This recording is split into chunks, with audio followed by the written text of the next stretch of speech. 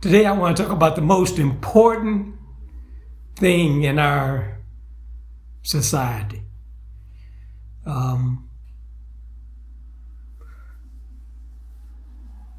Especially since how is our society actually even formed?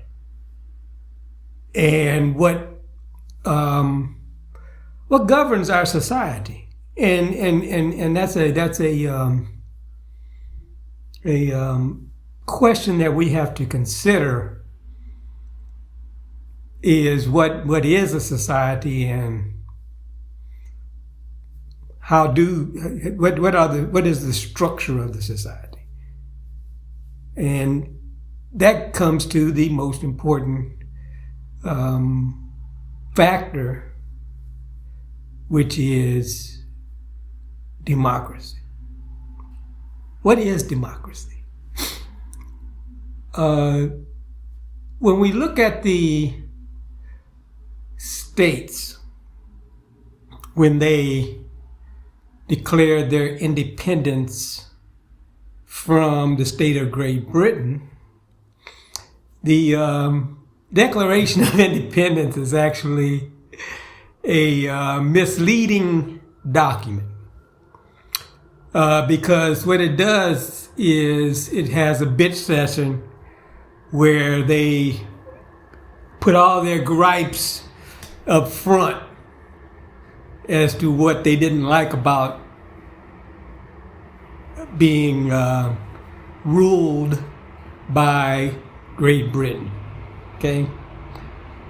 And if you actually read that, then some of that stuff is applicable to today in the United States, especially for Native Americans and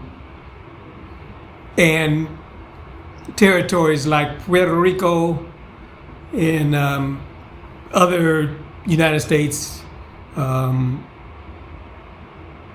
territories that are not part of the United States directly as a state. But they don't tell you exactly what they were doing by declaring their independence until the last paragraph. And the last paragraph says that the states were assembled in a general Congress to draft the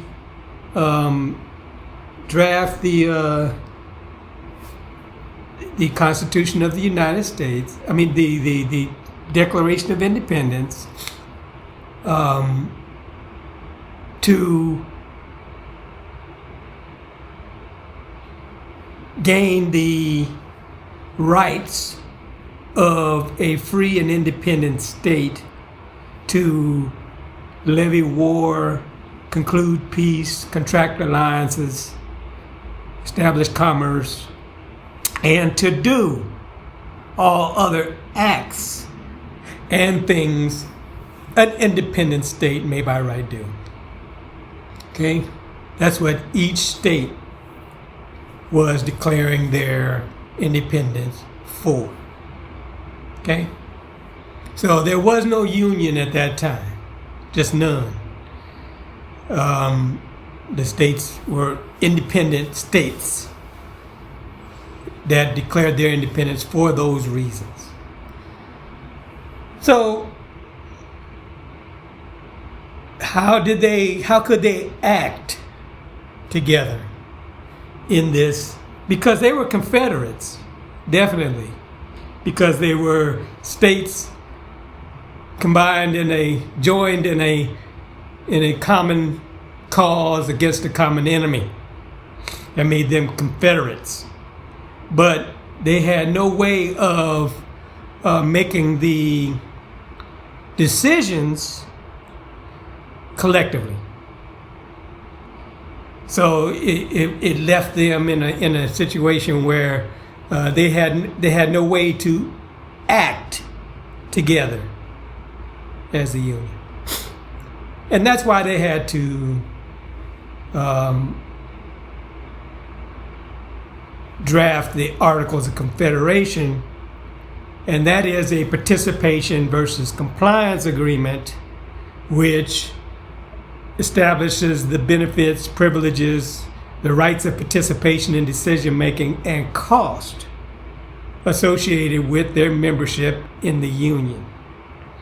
And that union is all about that participation in decision making, because that's how they decide everything that they do to act as the union.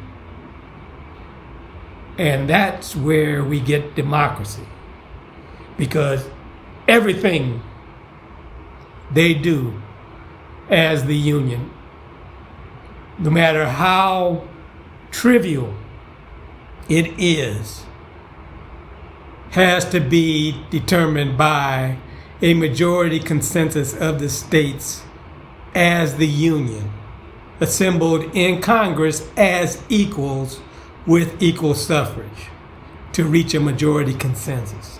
Okay? That's democracy. All decisions. I don't care if it's the color of the walls in the White House. That has to be done by a majority consensus of the states as the union. Now, they can decide to hire somebody, an interior decorator. So that's the decision that they can make. That they can make a decision to hire an interior decorator who would bring them choices that they can make in decorating the White House. And then they would agree to that set of choices by a majority consensus. Okay? Now you could see that there are some decisions, like going to war, which are more important than other decisions, like painting the White House. So what they did was they decided that the majority consensus to paint the White House can be made by a simple majority of the states as the union. But when it comes to war, that has to be done at the time that they wrote the Constitution and the Articles of Confederation. It was 9 of 13 states. So that's more than 2/3, but less than 3/4 of the states had to agree to go to war. Okay? So that made the division of for the majority consensus that it takes in order to determine a question. But democracy is the same. The states have to be assembled. They must have a quorum to operate the legislative assembly as a democracy, to determine the choices that they will consider. And then they have a majority consensus requirement to determine the choice. That's democracy. It's as simple as that. And that goes for including if you're going to elect a president that's going to represent you with other nations, then all the states have to agree on that person to become president. And in the United States, it takes 2/3 of the states to determine the choices that they can make for president, for them to consider. And it takes a majority consensus of all the states to determine the choice of who will become president. That's why Trump ain't even close to being the president. And we haven't had a real president in the United States probably since Adams. Jefferson had his problems because he had an ego problem. And he wanted to do what he wanted to do. And that's where a lot of this mess started to fall apart in the first place. But democracy is only about decision making and how to make decisions. How are decisions made? And everything in government is a decision. I don't care if it's taxation or expenditures or any policy, domestic or foreign, it's all a decision. And those decisions must be made by a majority consensus of the states as the union. Period. Nobody else can make it. The president can't make those decisions. The Supreme Court can't make those decisions. Nobody, the parties definitely can't make a decision. They can't even participate in determining the choices, much less determine the choice. Okay? But that's what democracy is all about. Democracy is assembled in the Senate, which is the established government authority in the United States, because that's where the union is assembled, the union of the states. And they're assembled as a democracy to do what? Make the decisions of a free and independent state. That's what the purpose of the union is. And it has nothing to do with anything else.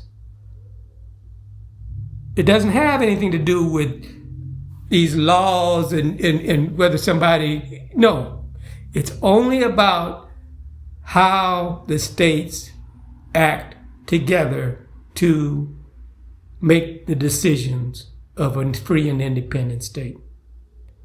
How do the states as the union, how do they act as the union? It has nothing else to do with anything else. They can't even make a law for anything else because it's a participation versus compliance agreement. So they only agree to comply with laws that they participated together in making as a union by majority consensus, as a democracy. It doesn't have anything to do with any of these other things that laws that are on the book. We've got way too many, especially tax law, because there is no tax law. The only tax law there is the proportional apportionment of taxes based on the number of persons that reside within each state. Okay? Based on an enumeration, which is a census. It's a count. There is no, and the states already agreed to pay that proportion of all the debts of the nation. They already agreed. They don't need tax law. Okay? Not for the federal government at all. And the argument can be made for state government too, that they can't really have laws that for taxation for more than how to operate the overhead cost of operating the government, and the things that the union agrees are in the collective interest of either the federal government or the state. All right, that's my diatribe for today. I'm past the point of caring if anybody listens. But we have to get off this bus that we're on with partisan politics and get the government back to doing what it's supposed to do. Thank you.